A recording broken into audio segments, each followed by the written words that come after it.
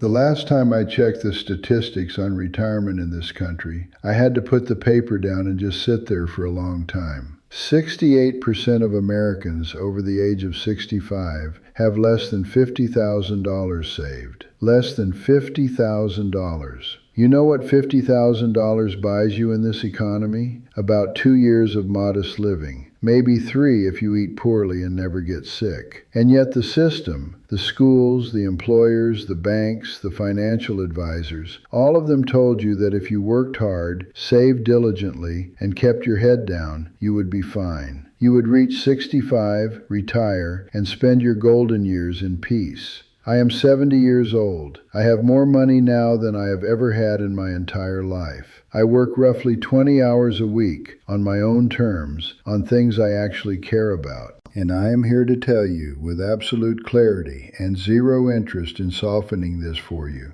that almost everything you were ever told about money, retirement, and the final chapter of your life was wrong. Not slightly wrong. Fundamentally, structurally, deliberately wrong. I am not here to sell you a dream. I am here to hand you a mirror. I grew up in a household where work was a religion. My father worked the same factory floor for 31 years. He came home smelling like machine oil and quiet exhaustion, and he never once complained. That was the deal, he used to say. You show up, you do your part, and someday it pays off. And I believed him. I believed him the way only a son can believe a father. I took that model, that blueprint, that unspoken contract with society, and I followed it faithfully for 4 decades. I went to school. I got the degree. I took the job. I wore the tie and showed up early and stayed late and smiled at people I did not particularly like, because that is what you do when you are building something.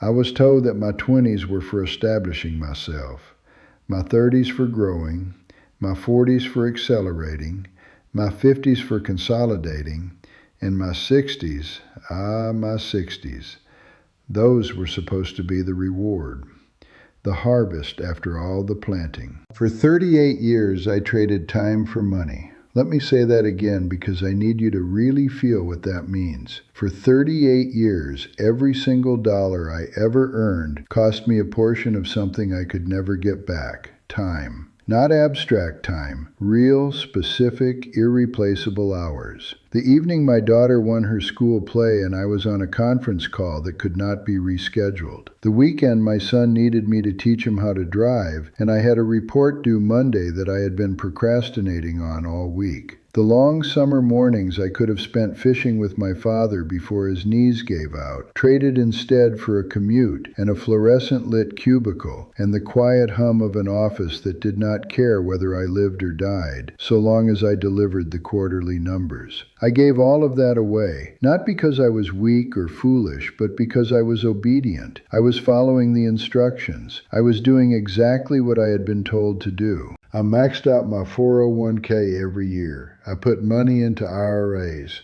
I diversified my portfolio the way every financial magazine told me to. I hired a wealth manager in my late 40s, a man in a very nice suit who sat across a mahogany desk and used words like allocation and rebalancing and fiduciary, and I nodded along and trusted him completely because he had credentials on his wall and a handshake that felt solid. I was the model citizen of personal finance. I was doing everything right. By the time I was in my early 60s, I had done the math and I felt secure.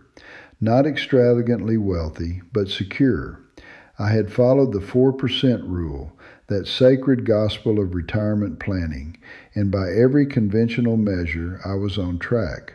I was going to be fine. And then I was not fine. The first crack appeared when I was 63.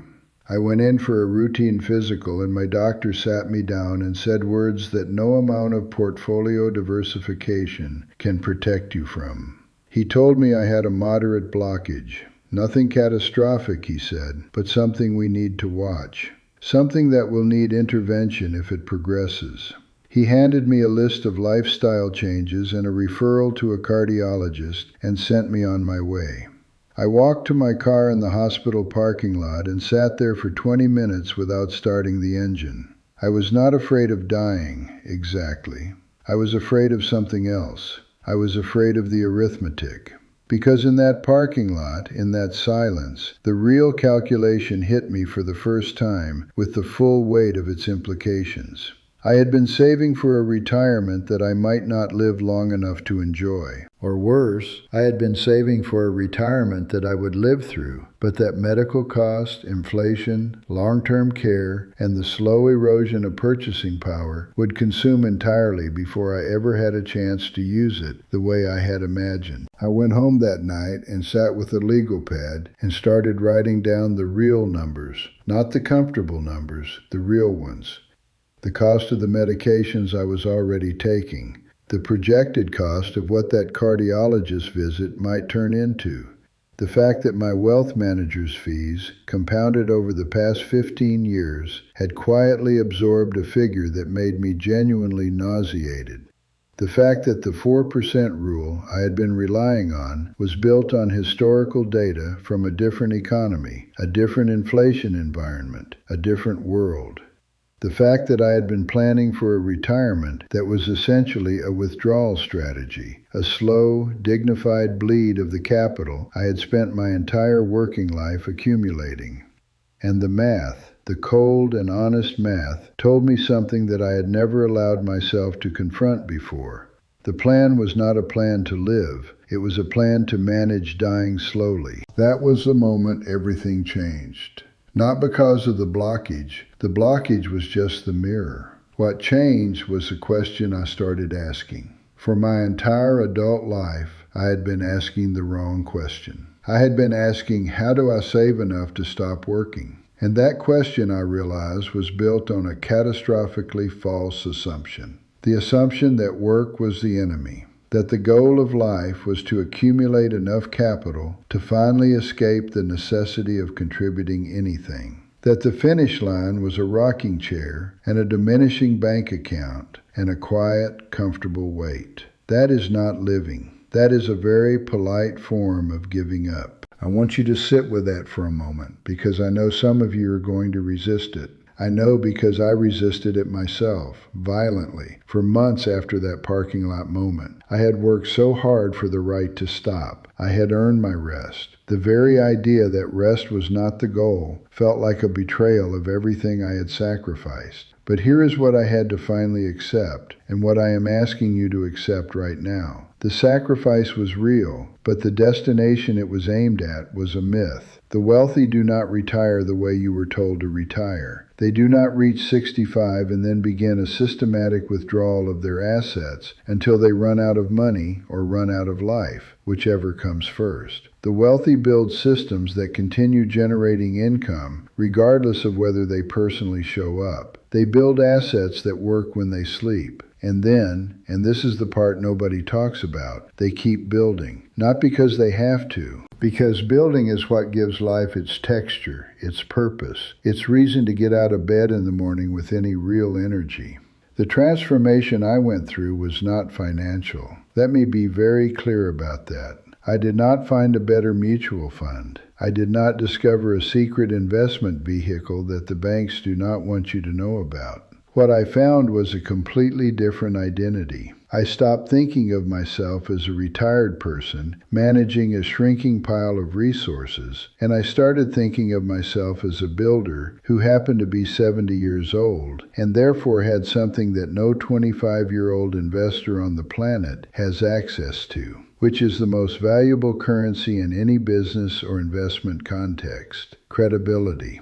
Experience, judgment that has been tested by decades of real-world consequence, pattern recognition that can only be built through living through market cycles, through business failures, through watching trends rise and collapse. I had spent 40 years accumulating something priceless, and I had almost let it expire unused because a cultural narrative told me my value had an expiration date. I started small, the way everyone has to start. I took a single piece of real estate, A duplex I had been holding for 12 years, mostly as an afterthought, and I stopped treating it like a passive asset I occasionally thought about and started treating it as a business. I optimized it. I systemized it. I learned what it could actually produce versus what I had been lazily allowing it to produce. The difference was significant. That one decision, that one shift in how I related to what I already owned, generated income that was genuinely meaningful. And more importantly, it generated the psychological momentum to look at everything else in my life through the same lens. What do I already have? What is producing at 10% of its potential because I am treating it like a static savings account instead of a living, breathing asset? What experience, what knowledge, what relationship, what skill do I have sitting dormant in the account of my own biography, earning nothing, going to waste? I started a consulting practice, not a grand, elaborate operation, a simple, direct-to-market offering built entirely on the expertise I had accumulated across 4 decades of industry experience. I knew things that companies were actively paying to learn. I knew how to solve problems that were costing businesses real money. And I knew how to articulate that value because I had spent a career communicating up and down organizational hierarchies. Within 8 months, that practice was generating more monthly income than my entire passive portfolio was producing annually. I am not telling you this to impress you. I am telling you this because I want you to understand what was possible all along, sitting right there in plain sight, that I had been culturally conditioned not to see. My experience was not a relic. It was not something to manage gracefully into obsolescence. It was a product, a service, a genuinely valuable offering in a marketplace full of young, technically capable people who have absolutely no idea how any of this actually works yet. From there, the compounding began. Not just financial compounding, though that followed. Identity compounding. The confidence that comes from proving to yourself at 63, 64, 65 years old that you are not finished, that you are not declining, that you are not simply a consumer of the assets you once built, but still a creator of new ones. That confidence changes everything. It changes how you wake up in the morning. It changes what you talk about at dinner. It changes the way your children and grandchildren look at you. I have watched peers of mine, brilliant, accomplished people, fold themselves into the mythology of retirement and become genuinely less than they were within 18 months of leaving their careers. The atrophy is not just physical, it is psychological. It is existential. When you remove a person's sense of active contribution from the world, you remove something vital, something that no amount of golf or grandchildren or tropical vacations can fully replace. Human beings are built to build. We are wired to solve, to contribute, to create. Retirement, as it was sold to us, asks us to deny that wiring at precisely the moment when our wisdom and perspective make us most capable of deploying it. I am not suggesting you should never rest. I rest. I sleep well. I take long lunches and slow mornings, and I spend real, present, unhurried time with my family in a way that my working years, shamefully, rarely allowed. But I am resting as someone who is alive, not as someone who is waiting. There is an enormous difference between those two postures, and every person reading this at 60, 65, 70 years old knows exactly what I mean. You can feel it in the way a day either has weight or does not. You can feel it in whether you go to sleep at night with the quiet satisfaction of having moved something forward, or whether you go to sleep simply relieved that another day passed without catastrophe. The tax dimension of this shift is also something I wish I had understood decades earlier, and something that the traditional employment model actively obscures from people. When you work as an employee, when you spend your life in the W-2 world the way I did for most of my career, you are operating in the most tax-inefficient structure available to you. Every dollar comes in exposed. Every dollar gets taxed before you have any opportunity to deploy it in ways that reduce that exposure. When you begin operating through properly structured business entities, when you begin generating income through assets and businesses rather than personal labor, you gain access to an entirely different set of tools. The legal, ethical, legitimate ability to run meaningful portions of your operating life through structures that are recognized by the tax code as business expenses. The ability to create income that is characterized differently, taxed differently, timed differently. This is not a loophole. This is the system operating exactly as designed. But it is only available to people who are willing to stop being purely passive in their relationship to their own financial life and start taking an active, informed, engaged role in how their money is structured and moved. I have businesses now, several of them, some large, some extremely small, some that I am deeply involved in on a daily basis, and others that are almost entirely systemized and require very little of my direct attention.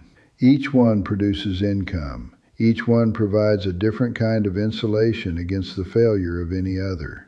When one softens, others hold. When one grows, the others benefit from the momentum. I wake up every morning to income that was generated while I was asleep, from businesses and assets that I own and that will continue existing regardless of my personal daily labor.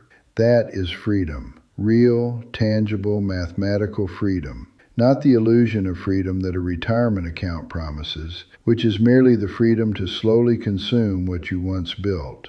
The freedom to build continuously, to compound continuously, to participate in the economy as an owner and creator rather than as a retiree managing decline. And I want to speak directly to the people who are reading this at 60, 62, 64 years old, and feeling something between resistance and recognition right now. The resistance comes from exhaustion, from having given so much for so long, and desperately wanting permission to stop. I understand that feeling completely. I lived in it. But the recognition, that small, quiet, insistent voice that says this is true, I know this is true, I have been sensing this for years, that is the part I need you to listen to. Because here is what I know with absolute certainty after 70 years of living. The version of yourself that keeps building, that refuses to accept the cultural narrative that your value and your productive life ended at 65, that version of you is not more tired. That version of you is more alive. The fatigue of stagnation is far heavier than the exertion of purposeful work. I have felt both. There is no comparison. Stop waiting for the right moment. Stop telling yourself that you will start after the kids settle, after the market recovers, after you figure out exactly what you want to do. You know what you know. You have what you have. The experience, the judgment, the relationships, the hard-won pattern recognition of a life fully lived, those are assets. Real, deployable, income-generating assets.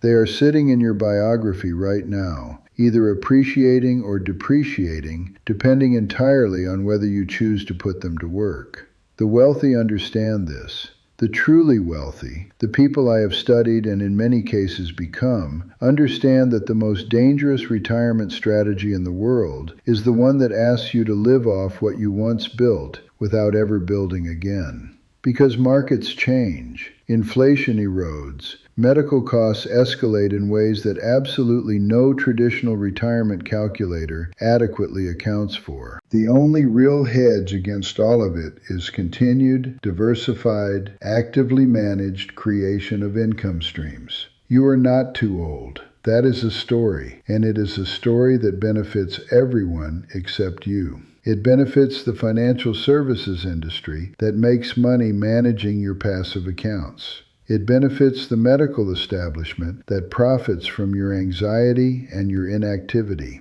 It benefits every cultural institution that has an interest in keeping older people quiet, compliant, and consuming rather than building, competing, and creating. It does not benefit you. It has never benefited you. And from this moment forward, I am asking you to refuse it completely. Not aggressively, not anxiously, quietly, firmly, the way someone who has seen all of this clearly refuses a narrative that no longer serves them. You are 70 years of accumulated wisdom, relationship capital, hard-won perspective, and lived expertise. The market wants what you have. The question is whether you are willing to stop hiding it in the fiction of retirement and start putting it to work on your own terms, in your own time, building something that will outlast you, compound beyond you, and give your life in this final and potentially most powerful chapter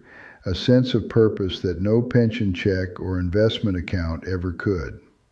The time is now, not next year, not when the conditions are better, now.